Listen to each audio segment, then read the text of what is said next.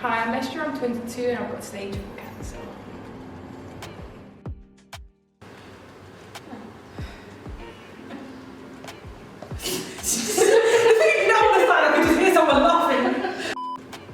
And today we have a special guest with us. And do you want to introduce yourself? Oh, don't do it to me. Didn't I just introduce myself? No, but not like a big intro, just like your name. Okay. Estera.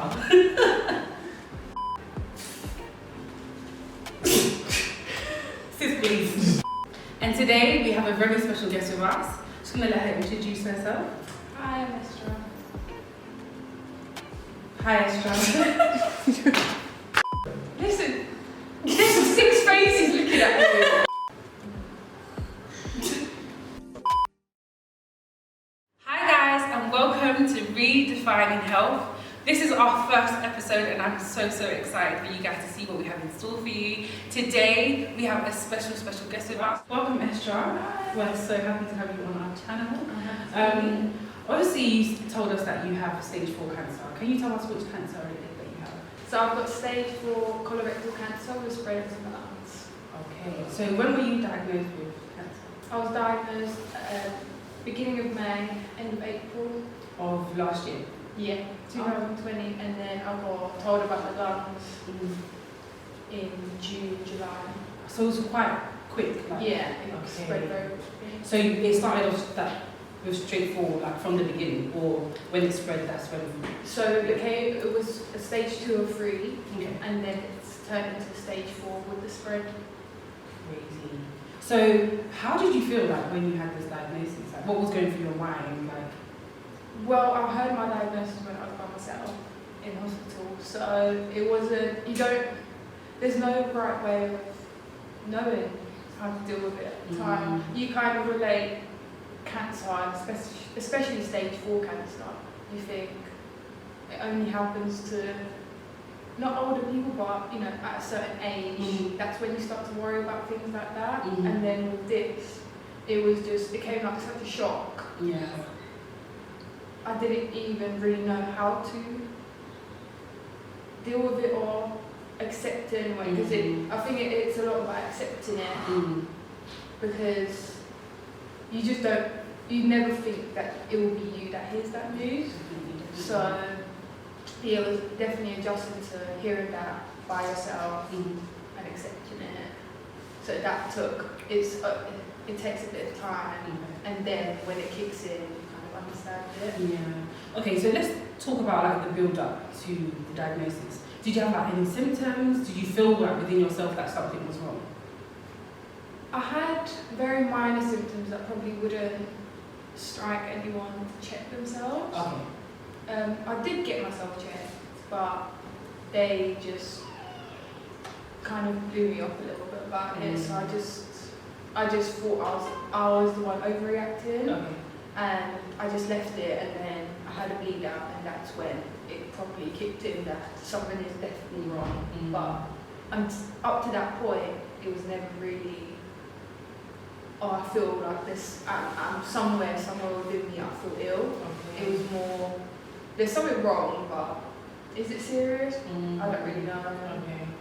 That's crazy. Because I know like, even now like with COVID and going in and out of hospitals, it's scary. And I feel like, if it happened this year, a lot of people would be so reluctant to even go to the hospital because of what's going on. So some people might be just sitting at home, seeing all these different symptoms that are coming, that are appearing in their bodies, and rather than going to the hospital to make sure they are okay, they just stay at home because they're like, well, because of COVID, I'd rather stay away from the hospital. I've probably heard about 2 situations since that I've refused to go to the hospital as well. Seriously. So I had one time I fainted, and we was ready to call the ambulance, but I just refused it. And the second time, we did call them, but I just was not prepared to go in. I think I'd probably say it's trauma from the first time, from the first experience. So thinking about doing it again, I just thought, hell no. Yeah. And I'm a very stubborn person. Fair enough. So it just wasn't going to happen. So since being diagnosed, how has your life changed in terms of like your family and that kind of stuff? Because obviously my auntie as well had cancer last year, and looking at it from the outside in, it does look very hard to deal with. But so what we see, obviously, is like really difficult and really hard. But what you guys are actually going through as the actual person that's going through it must be completely different. So how was it for you dealing with it after, and how did your family deal with it? So you know what, I was just very privileged with the fact that the people around me took it on a lot better than probably me myself. I was probably the one that panicked the most, whereas the people around me stayed really strong. So that's what helped me become strong, and then me be able to help them when they were having a bad days, to kind of fill in, to bring some positivity, to bring some strength in from my kind of thing. Because if I'm the one going through it and I'm at a point where I'm strong and I'm positive about it, it's then therefore for them like, okay, well, why am I panicking? Yeah. She's got the mindset she's got. I need to have the same mindset. And to be honest, I'd say my diagnosis brought my whole family a lot closer. Okay. So even with my dad, even with my mum, I've got a very much so stronger connection with now than I did before. Because it's your child, and then even my mum and dad did have disagreements on certain stuff, but when it's come to me now, it's just like, we've got to be a shell, we can't be a broken shell, we've got to be a built shell together, because we need to stay strong for her. So I think there's, of course, you don't want to hear that news, and there's so much negativity about it, but in my experience, it has been, there's been so much more positivity than actual negatives. So I'm just grateful how everything happened, how strong everyone around me was, friends, family, everyone. It's just been amazing. So what changes have you had to make like for yourself now that you weren't, doing before? So what are you paying attention to now? Just to be like food. Okay. So because it's in the colorectal area, if you eat certain stuff, it's a lot more pain and a lot more, you struggle a bit more if you eat the wrong things. Okay. So with my first dietitian, she advised me wrong. So when I was eating the stuff that she was advising me, I was having more pain and I didn't understand why. Whereas when I spoke to a different dietitian, she explained to me why the problem was. So you kind of got to go back to basics of being like a toddler when they first start eating and have to have mushy food and easy stuff in your stomach. So that's what I've had to do to kind of make it less painful and more dealable for yourself. What else? Social life, of course, that I think for everyone, a lot of people don't really have it right now. So I'm definitely on the side of really not having a social life. And hospitals really, and work, but I'm not able to work through it. So because I'm in the shielding kind of clinically extremely vulnerable section, I'm not allowed to venture out and do what I want. So that's why I started the YouTube stuff, because it fills in my gaps where I normally work. Okay, fair enough. So what kinds of treatments have you been receiving then since you were diagnosed? So I had offers of hospital treatments, which was chemotherapy followed on by an operation and then finished by chemotherapy tablets, which was the first option. And the second option they gave me was chemotherapy, radiotherapy followed by an op, and then chemotherapy tablets. However, they are, in my local hospital, they were very adamant that my condition will be a lifelong thing now, that is spread to my lungs rather than something that I can just get through. But where I started my clinical trial, it's based off doing an infusion that stops blood flow to your cancer cells, so that way they're not able to feed, grow or spread. And then followed by tablets that are for 2 weeks, and they're just chemotherapy tablets pretty much, and they're what's going to shrink it basically. And actually what's quite funny is all my CT scans since have shown stability in the colorectal area and the biggest reduction in my lungs. Oh wow. So it's kind of... So there's progress? Yeah, so there is progress. There definitely is a lot of progress. So as I was expecting the colorectal area to be the first one to clear, it's actually the one thing that they said that was going to be the lifelong thing. Like the cancer that was meant to be lifelong, sticking with me for the rest of my life, is the one thing that's minimising. Oh, so it's like, okay. Yeah. So how do you deal with like all these different types of information? Because mentally it must be draining, because you're hearing one thing here, then you're hearing another thing there, then you've got the negativity that are coming from the people that are supposed to help you. How do you, like, what things do you do to help it not get to you, or like bring you down? Or you know what, it's knowing what you want. With me, I knew I wasn't going to accept certain stuff, and if I heard something or they've said something to me, I would go the extra mile to do the research on it, speak to people that are going through it, read about like books about people that have looked into stuff, and that's what gives you the basic knowledge of what you know is wrong and what you know is right. And the one thing that people always think is, it's a doctor, they know what they're telling me. Yeah. What I've learned is, you can take on what they're telling you, but is it the right thing for you and the right thing for your body? You need to really understand yourself, and that's what I think took a lot of adjusting, because I need to understand what I wanted and what I could and could not accept. Yeah. And after that is just, even if you have to argue sometimes, you have to, you're the thing that needs to get protected at the end of it, it's no one else. So it's just literally staying true to yourself and what you want. Yeah. You need to be really like strong to be able to do that, because sometimes, you know, obviously people take different conditions and diagnoses different ways, because some people can't deal with it mentally, so it can become mute. Like they stop saying, like they can't even speak, and they just kind of like say yes to the doctors all the time.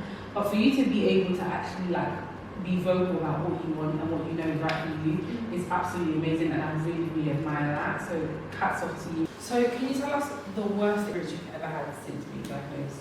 I'd probably say the treatment you get in hospital. Okay. So as a young person, they kind of treat you as though you don't really know anything. So even though you might know certain stuff, they will make you feel so little and so stupid at times. Okay. So even from just the way I got diagnosed and I got told about my diagnosis to treatment, I didn't eat most of the time I was in hospital. Just everything, all the communication you have with the nurses and the doctors, even, you'd be surprised, even with nurses and consultants, you expect, I think you expect as a person the best from people. Yeah. But I was very surprised by how things went. Especially from Macmillan nurses, because they're around cancer patients all the time, so you think that they know how to like speak to people or like deal with.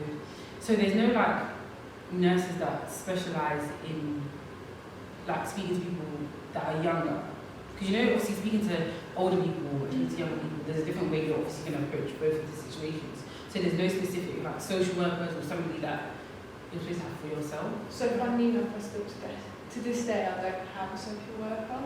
So even with my consultants, within the time I was there, they just changed over and kind of you just get passed on as like the next. You feel like a number, and it doesn't matter how bad you are, or how bad your condition is, what your age is, nothing. You're just a number on the list that they need to do today, and if they don't have time, someone else will do it, and you don't have that personalised kind of someone that you always call for any help. Well, I haven't had that in my experience anyway, so it's kind of like you vouching against everyone else. It must be terrible though. It's been up and down. I would say it's been best. But I feel like that's also why it's so important to have like such a good support system. Definitely. Because even if you're not getting, even though you should be getting the best treatment from the hospital, and everyone should be like respecting you and actually treating you as an adult, because you are an adult. Being able to come back home and be like, okay, cool, well, at least I've got like a good boyfriend, my mom's supportive, my dad's supportive. It's so, so important, and I'm grateful that you at least have that. But that clearly shows that something does need to change within the hospitals. Definitely. You can't treat people like that. Do you know what I mean? And you don't want to, one, already be dealing with your condition that you have, but then on top of that, you're dealing with all the stress from the hospital. Someone was talking to you like rudely, and it can affect your mental health, like emotionally. It's a lot. Do you know what I mean? And especially in the COVID times when you're stuck in there alone, you don't always know what they're doing is right or wrong, and then you kind of, if you're not a person that can stand up for yourself, there's no one else there for you, for them to stand up for you. So not only do you have to deal with your diagnosis, but you also have to stay strong, because no one else will stay strong for you in there, because you can't bring anyone in there. So it's like you have to fight your own corner, unless, I don't know, there is no unless. You just have no choice. You get through what you don't. So what advice would you give to someone that's just been diagnosed with cancer? You know what? There is no easy way of going around it. There's no one-way system that you can tell someone, but the only thing I can say is, if you put your mind to it and you have so much more positive energy in yourself, and you have people around you that support you on the same level, you automatically have a better experience. If you dwell on yourself and make yourself, the one thing I never wanted to do is anyone to treat me like a victim, or poor you, or none of that, because then you start to dwell on yourself and think, am I that, this. Where it's more important to have someone be like, well, no, you're getting through it. We're getting through it. The finish line is coming. We're dragging you there, if you want it or not. Like, you're coming. There's no change of directions. There's no change of paths. You're going on that one, and you want it or you don't. Go there. So, and I think that's one thing I did notice anyway about your channel, because obviously she's got a YouTube channel, so you guys need to follow her. Everything will be linked down below, and she shares a lot more about her story, and you can see a lot more like just from her channel, and a lot more of her personality, because that's one thing that kind of like drew me to you anyway, is your positive energy. You're just such good vibes. I was thinking, this girl don't have cancer. Do you know what I mean? Because a lot of the time when I've been in hospital, you kind of just see people like very like timid, shy, quiet, don't really want to say much, but you're very like out there. And I think that comes with time though, because at the beginning, I could probably even look at a picture of myself. So I lost a lot of weight, so I could even look at a picture of myself, because I just felt like I looked ill. So my biggest motivation from seeing one picture, I remember seeing one picture when I actually saw myself, and I thought, right, you look ill, there was just no colour to me or nothing. So from that day on, I just made it my mission. I want to look in the mirror and think, you're already healthy, you're fine, you're doing this. And I think that's what motivated me even more and got me to the place that I'm at now. That is so good, honestly. Like, for you to even pluck up that energy, that courage. And I'm saying that because I'm like a very emotional person. And the River Thames is good. Like, I could cry more than the River Thames. Like, the water that's there is nothing compared to what I can cry. Do you know what I mean? So I'm just thinking that I don't know how I could cope with all this information, like, and everything you have to do alongside it. Honestly, like. But honestly, you need to give yourself a break as well sometimes. So there are days where I just, I'm just like, today's that day. And whether we have a joke with my mother-in-law, so I literally go in the car and I just go cry, sing, do whatever I want to do that I don't want anyone else to see it, and just come back and I'm just like a new person. I'm like, I'm ready. I've had it, I'm over it now, back to normal. But you need that, and it's okay to have that. I think what people also think is, by having a down day, you have a negative attitude to something. It's not that, it's just, you need to have your emotions, and you need to let your emotions out, because the more you build them up in yourself, the more, when it comes to time of them coming to you, you're like, it's bad. But when you do it in little bits, it refreshes you again. So what advice would you give to the families that are out there dealing with, well, you've kind of said it already anyway, in terms of like not treating them like a victim or anything, but is there anything else that you feel like you need to speak directly to the families of, someone that has cancer, and should be like, don't do this, don't do that, or should they educate themselves? What do you think they should? Like I said, there's no story will ever be the same. So different people deal with things differently. But the one thing is, speaking to the person. That's the most important thing. Speaking to them, seeing what they want, what they don't want. I was very clear on what I wanted, and you just, by the time you realise what's the best for that person, and if you don't realise, they will tell you regardless, like, okay, this doesn't really help me, or this makes it harder for me.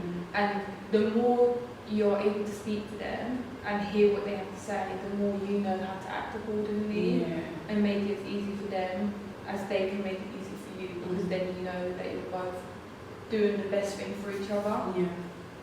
So definitely positive, strong people, they're the most important people in your life because they keep you going, but people that can understand you. So even with my friends, I've always said, I don't want to hear nothing about, like sobby kind of stuff. I don't want to hear. Like, at the beginning I was like, emotions are emotions, and I understand them completely, but after a while, I want to be just like the Estera I was 2 years ago. If you want to call me about your problem, there's no, are you sure you're alright today for talking to them? I want to be I want to feel as completely normal as I can. So that's the most important thing for me, I'd say. It's really good.